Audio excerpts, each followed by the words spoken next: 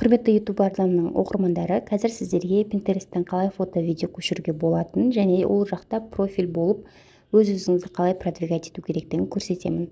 Бұл Pinterest жалпы өте ақылды приложение десек болады.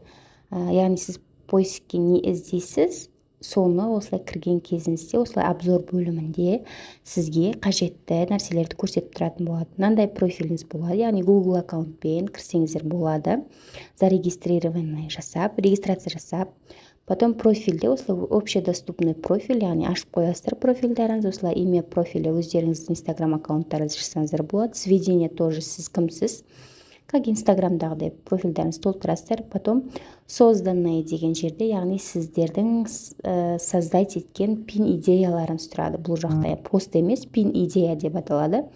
Сосын осылай аналитикасын бассаңыздар, показ, қанша мың показ болды, қанша адам пинге басты, қанша адам сақтап алды деген сияқты статистикасын барлығын көре аласыздар бұл жерде.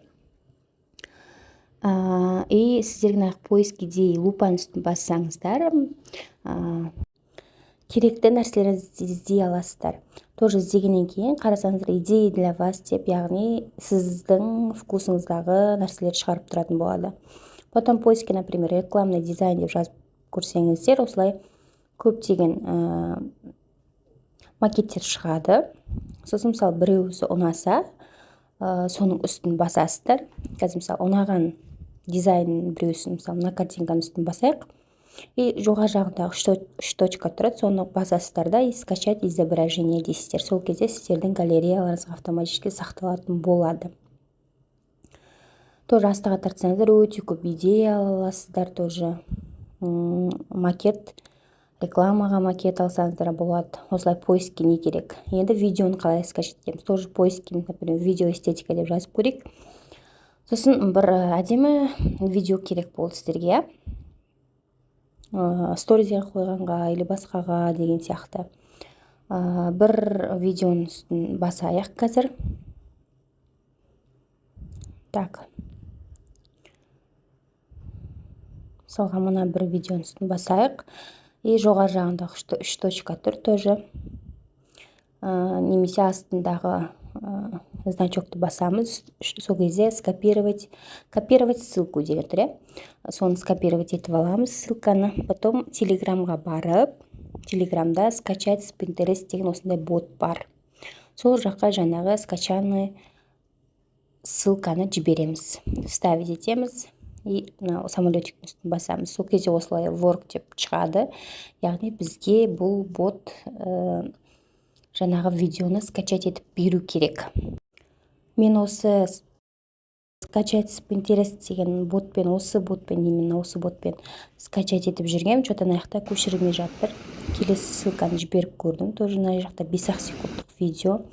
Тоже жіберіп көрдім. Бірақ та, вот, ол осылай work деп тұра берді, істемейтін болды. Мүмкін сіздерге істеп қалар, көріңіздер. Болмаса тағы да телеграмның поискіне скачать из Pinterest деп жазсаңыздар, осындай бір бот шығады. Бұл жақта енді осы бір-екі каналға тіркеліңіз деп шығады. Подать заявку дейсіздер, егер закрытый канал болса, потом подтвердить дейсіздер. Яғни бұл жерде я скачиваю видео из YouTube, Pinterest и лайк деп тұр. Яғни осы үш платформадан сіздерге видеоны скачать етіп беретін бұл бот.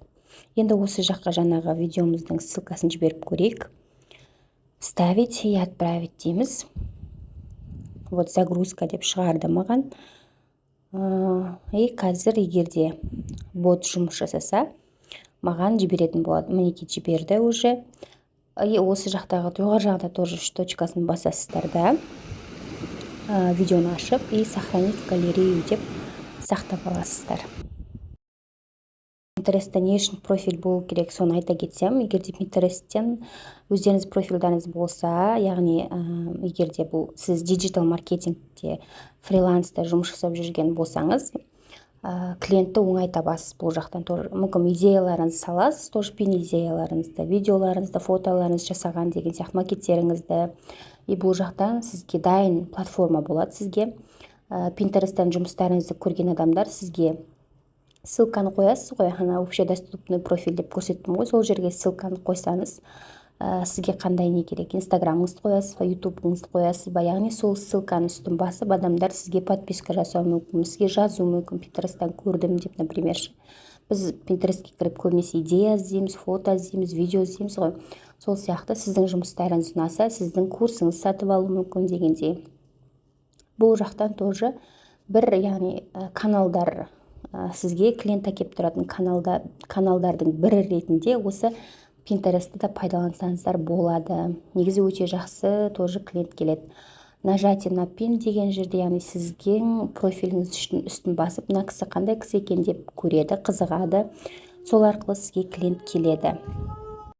Назар салып тыңдағандарыңызға үлкен рахмет. Жалпы видео пайдалы болды деп ойлаймын. Маған бөлген 6 минут уақыттарыңыздың ақысы өтелді деген сенімдемін. Қош сау болыңыздар. Видео ұнаса лайк, комментарий жаза кетіңіздер.